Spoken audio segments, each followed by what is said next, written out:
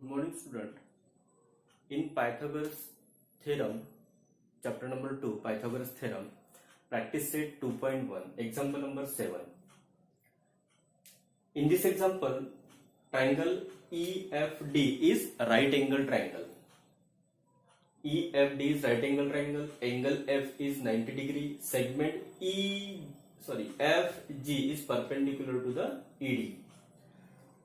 GD, this GD is 8 unit and this FG is 12 unit. Then we find EG, then second FD and third EF. Okay. Then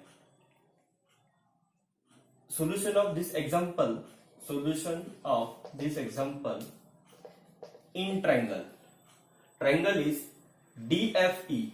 In triangle DFE, angle DFE is 90 degree and segment FG is perpendicular to hypotenuse ED.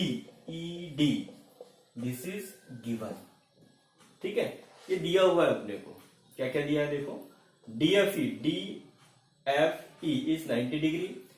FG, segment FG is perpendicular to the hypotenuse ED. ये given है.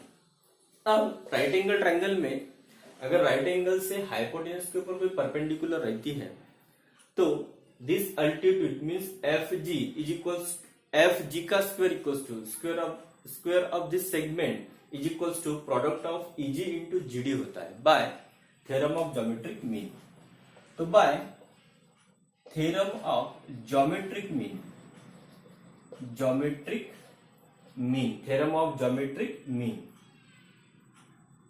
which formula is FG whole square equals to this FG whole square equals to FG square equals to EG, product of EG into GD.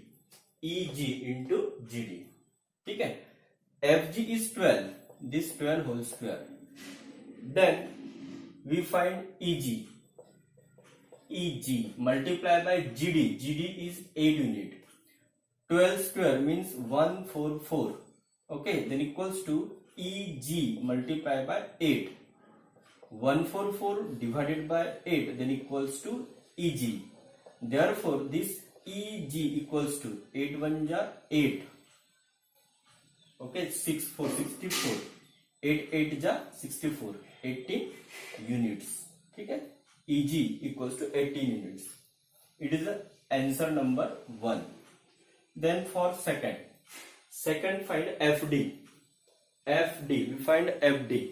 So in triangle again FGD. In triangle FGD.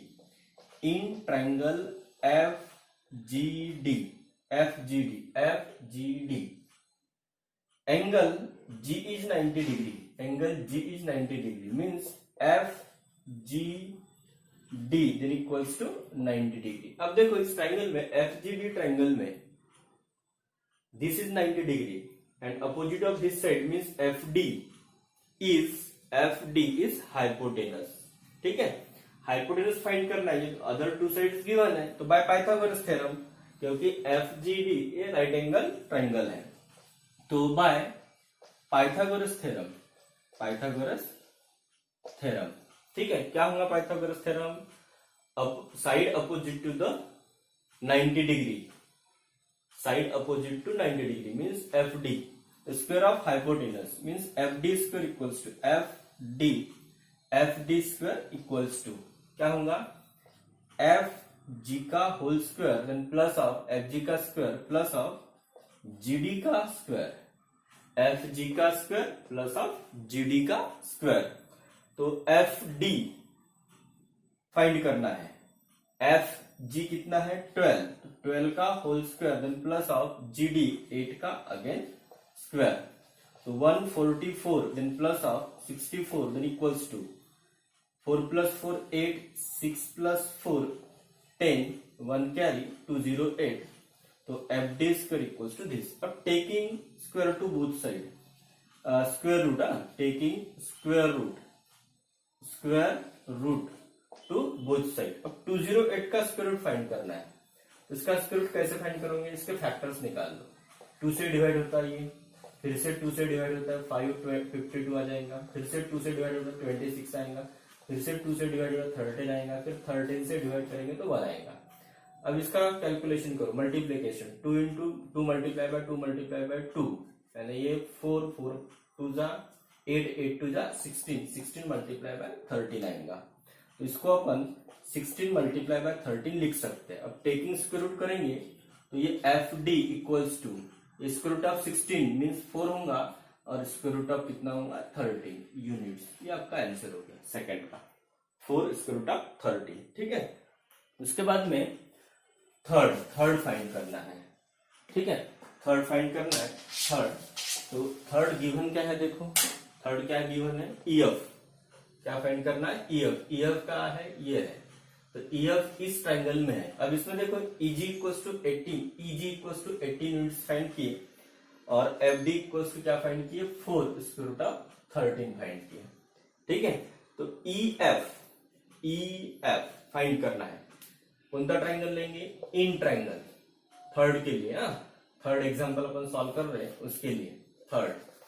तो third है इसमें 7 का third, EF find करना है। तो in triangle EGF in triangle EGF angle EGF equals to 90 degree. Therefore by, फिर से Pythagoras theorem नुसार।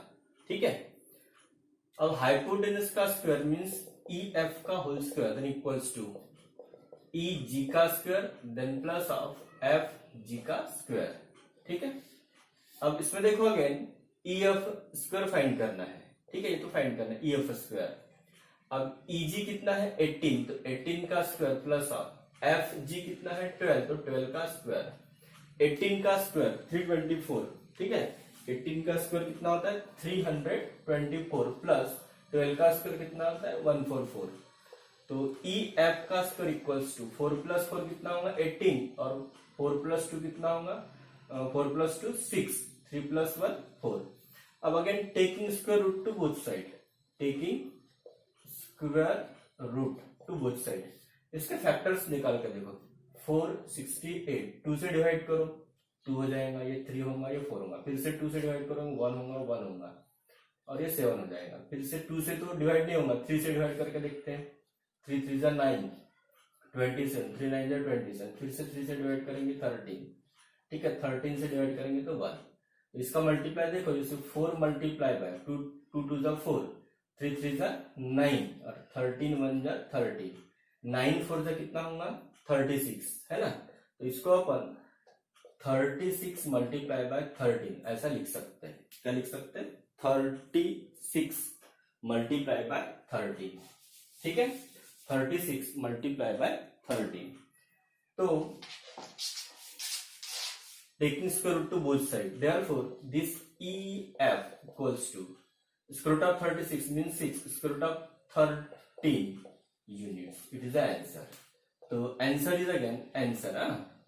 आंसर में फर्स्ट क्या फाइंड किया अपन ने EG इक्वल्स टू 80 यूनिट्स।